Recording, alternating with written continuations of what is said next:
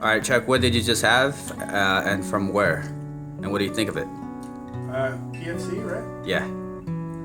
It's pretty awesome.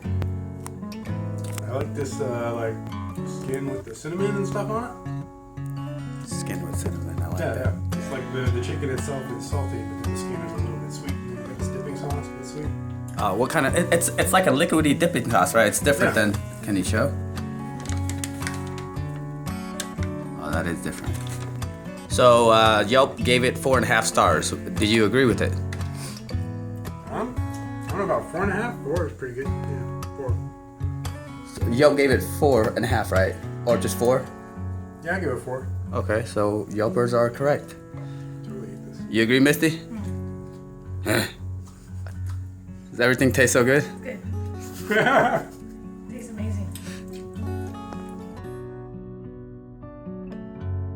Miss Cornbread from PFC. Apparently, one of the reviews said that this guy devoured it in 2 seconds. We'll see. Can you try to beat it? 2 seconds. 1, 2, no.